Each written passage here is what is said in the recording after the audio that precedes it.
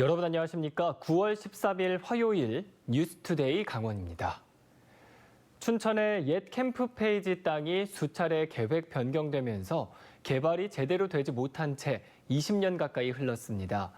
도지사와 시장이 수차례 바뀌면서 개발 계획도 계속 바뀌어 그동안 들인 용역비만 날리고 있는데요.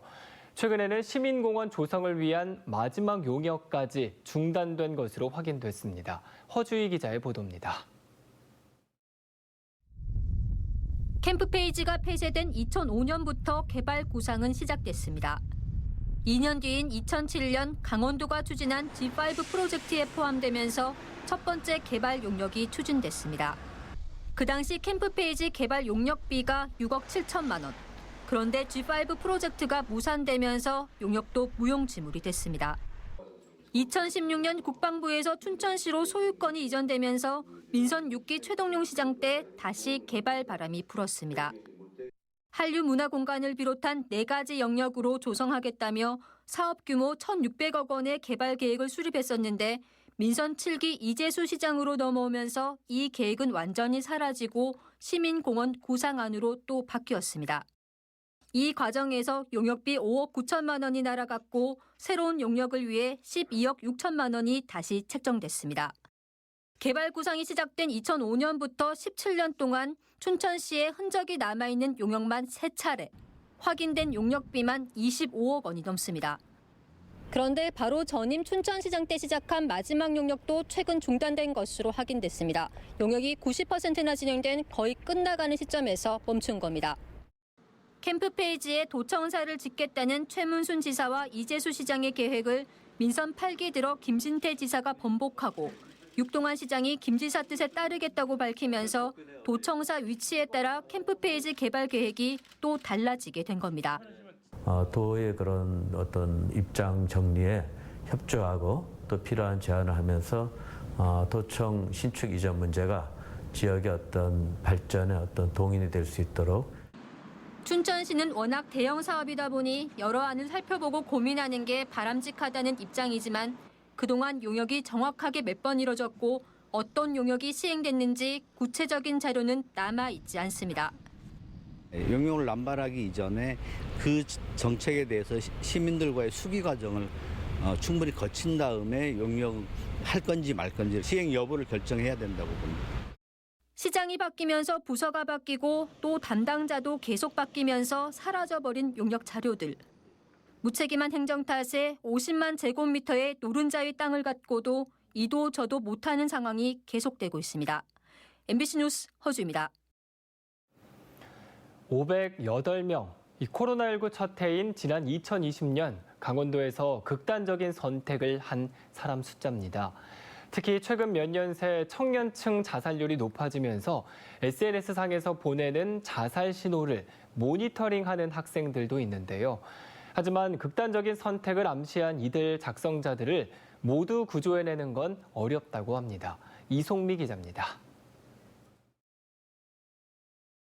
자신의 팔과 손등에 스스로 상처를 냈다는 글과 사진이 SNS에 올라왔습니다.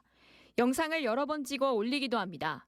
심지어 단체로 극단적인 선택을 권유하는 글도 적지 않게 올라옵니다. 다른 사람의 관심을 유도하거나 과시하지만 대부분 심리적으로 불안정한 상태를 보여줍니다. 이렇게 올리면 사람들 더 좋아하니까 더 관심 있게 봐주니까 더 심하게 긋고요. 또 안 보이는 곳에 긋는 친구들도 있어요. 자원봉사 활동으로 SNS에서 극단적인 선택과 관련된 단어를 검색하는 대학생 김세현 씨.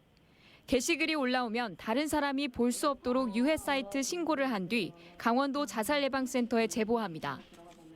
3달 동안 김 씨가 찾아낸 게시글만 해도 100여 건에 이릅니다. 선생님도 자기한테만 뭐라 하고 자기 잘못이라고만 하니까 자기가 이렇게 살아야 되는지 모르겠다고. 문제는 이렇게 SNS에서 찾은 게시글 작성자 대부분은 10대와 20대라는 것입니다. 강원도의 경우 자살 사망자는 줄고 있지만 청년층이 차지하는 비율은 최근 5년 동안 꾸준히 늘고 있는 것으로 집계됐습니다. 또 2020년도 기준 20대 사망자 가운데 절반인 54.3%가 스스로 생을 마감한 것으로 나타났습니다. 하지만 초기 징후를 포착해도 이들을 사각지대 밖으로 이끌어내기는 어렵습니다. 익명성이 보장되는 공간인 SNS에서 이뤄지는 일이기 때문입니다. 김세현 씨와 같은 대학생 모니터링단 37명이 지난해부터 SNS상에서 모니터링을 벌인 결과 모두 1,400건이 넘는 게시글을 찾았지만 타인이 볼 수 없게 차단한 것이 전부.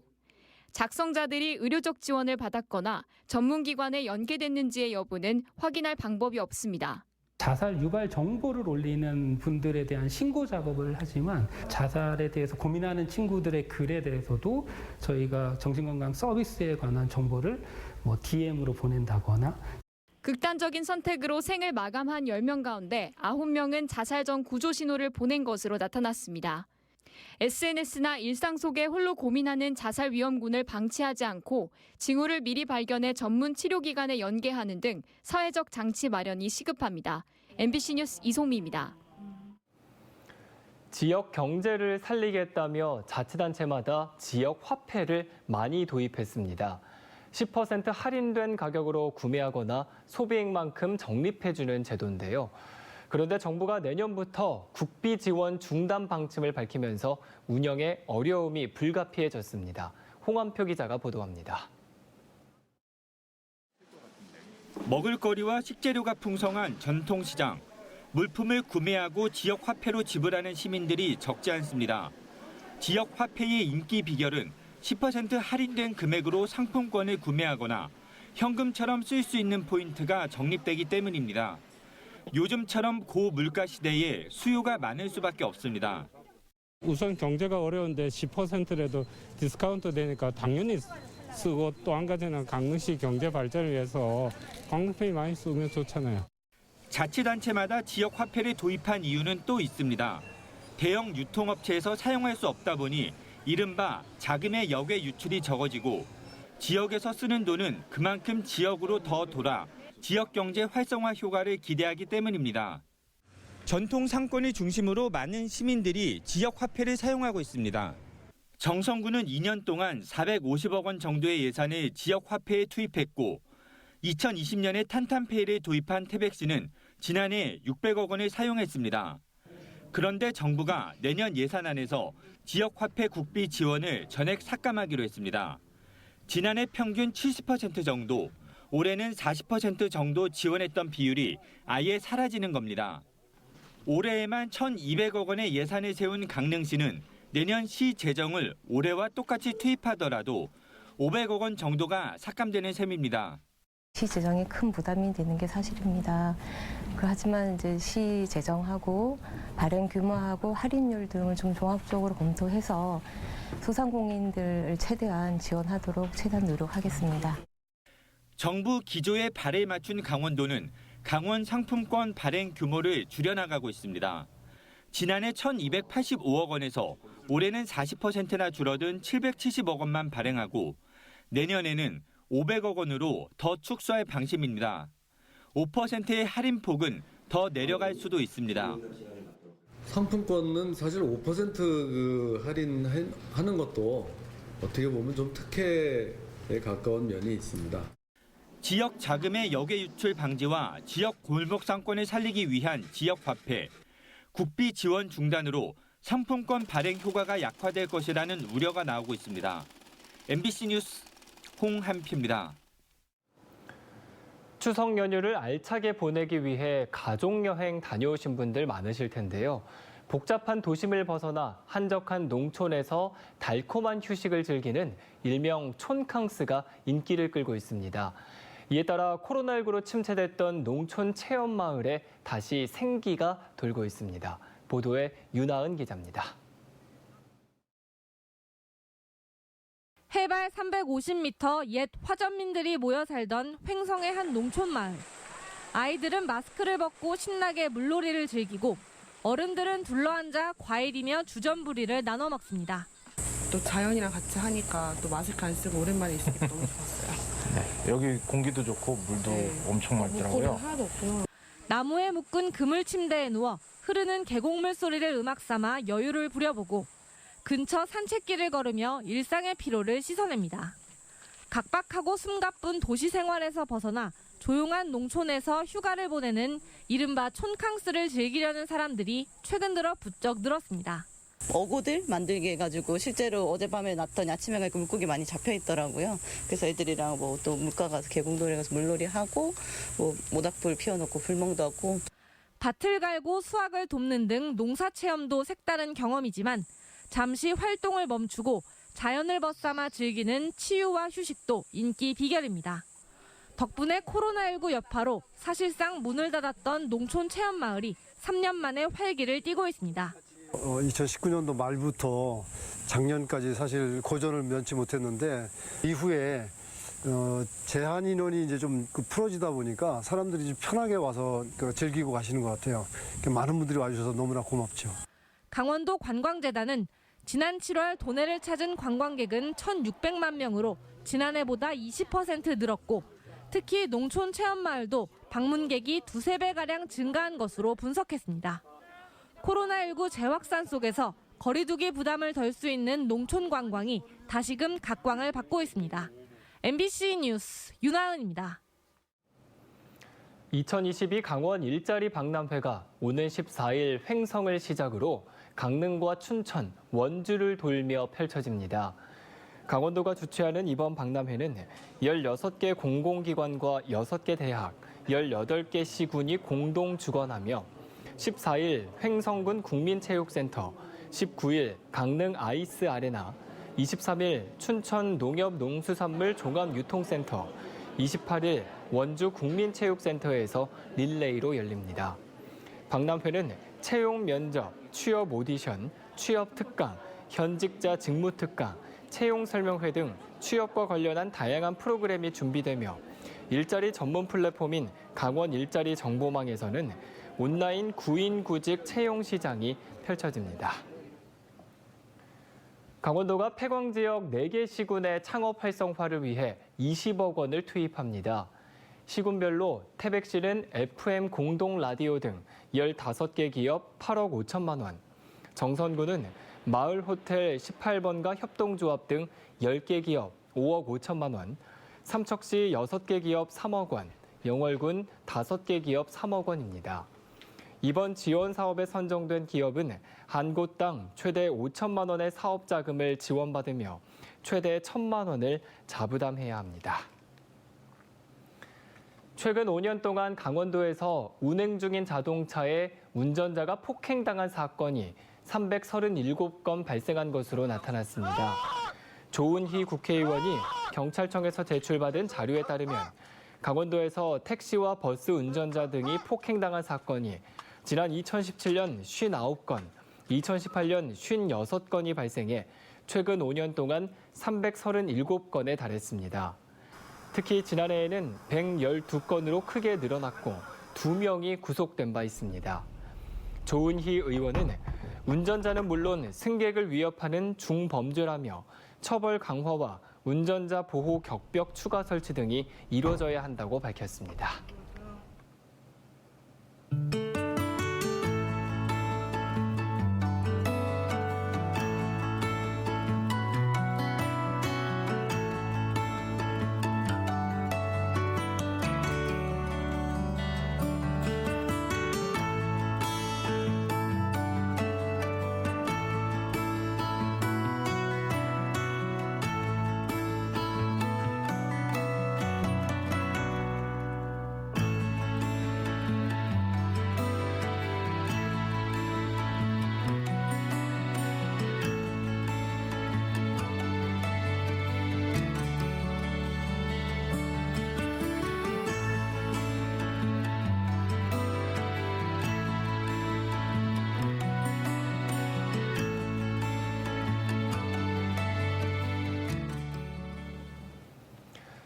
강원도는 국내 아프리카 돼지열병 23건 가운데 9월에 9건이 발생했다며 특별 방지 대책을 추진합니다.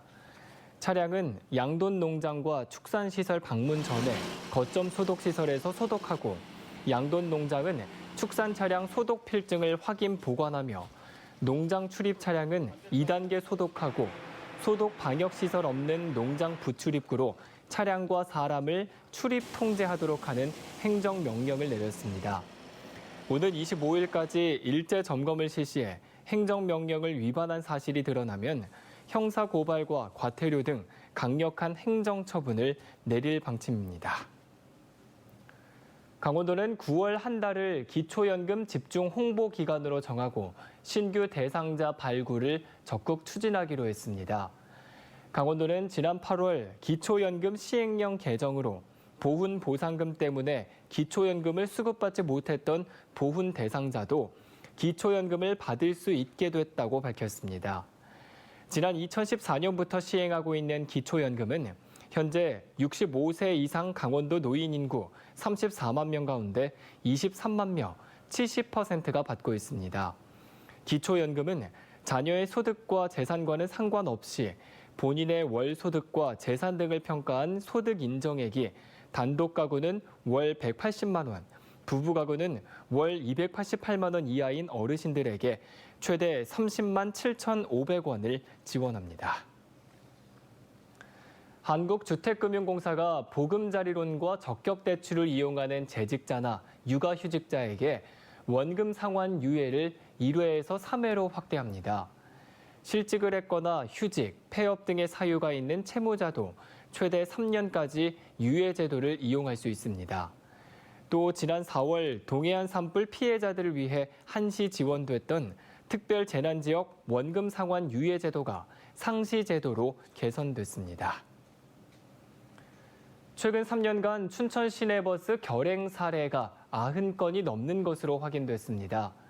춘천시가 시의회에 제출한 행정사무감사 자료에 따르면 2020년 1월부터 올해 7월까지 운수회사인 주식회사 춘천시민버스의 기점과 종점 정류장 결행 건수는 91건으로 집계됐습니다. 이에 따라 건별로 최소 50만 원에서 2,500만 원까지 과징금을 부과해 최근 3년간 총 과징금이 2억 4천만 원이 넘는 것으로 나타났습니다. 한림대학교의 개방형 산학협력 융복합 단지인 한림 오픈스테이션이 내일 문을 엽니다. 한림 오픈스테이션은 강원도와 춘천시가 함께 사업비를 투자해 지역 미래 유망 사업을 발굴하고 비즈니스 창출을 위한 4차 산업혁명 연계 프로그램을 운영하기 위해 조성됐습니다. 대학의 첨단 기술과 노하우를 지역 현안에 적용해 문제 해결 방안을 찾아내고 시제품 디자인 센터와 체험형 교육 공간을 제공할 예정입니다. 경찰청이 주관한 사이버 범죄 추적 기법 경진대회에서 강원경찰이 대상을 수상했습니다. 강원경찰은 경찰청이 사이버 수사 역량 강화를 위해 개최한 폴 사이버 챌린지에서 강원청 사이버 범죄 수사대 소속 최봉철 경사가 속한 팀이 대상을 차지했다고 밝혔습니다. 온 오프라인에서 진행된 이번 경진대회에서는 재택근무자를 대상으로 한 지능형 지속 위협 공격 등의 문제가 출제됐습니다. 춘천시 청년청이 오는 16일부터 이틀 동안 강원대학교 60주년 기념관에서 지역 청년의 취업 역량 강화를 위한 일자리 캠프를 개최합니다.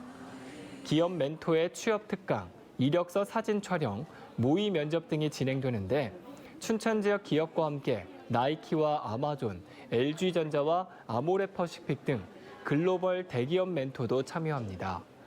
기업 멘토의 취업 특강과 이력서 사진 촬영, 모의 면접 등이 진행되고 15일까지 신청을 받아 선착순으로 마감합니다. 국내 광산의 안전을 담당하는 광산안전관이 부족하다는 지적이 제기됐습니다. 이철규 국회의원실에 따르면 최근 10년 동안 국내 광산 재해 사고는 364건이 발생해 56명이 사망하고 337명이 다치는 등 213억여 원의 재산 피해가 발생했습니다. 전국에는 332개의 광산이 있는데 광산안전법상 감독 업무를 수행하는 광산안전관은 전국 4개 사무소에 25명으로 이 가운데 특별사법경찰관은 14명에 불과합니다. 이철규 국회의원실은 산술적으로 광산안전관 1인당 감독 대상 광산이 14개이고 갱도 길이만 65km에 달한다며 산업통상자원부의 적극적인 개선 방안이 필요하다고 밝혔습니다. 우리나라 최대 규모의 폐사지 원주 법천사지의 유적전시관이 준공됐습니다. 법천사지 유적전시관은 사업비 78억 원이 투입됐고 3개의 전시실과 수장고 등을 갖춰 15년 동안 발굴 조사를 통해 수습한 유물 2,600여 점을 보존 관리하는 시설로 만들어졌습니다. 전시관의 준공으로 국립중원문화재연구소에 있던 법천사지 출토 유물 413점을 환수할 예정입니다. 이상으로 뉴스투데이 강원을 마칩니다. 시청해주신 여러분 고맙습니다.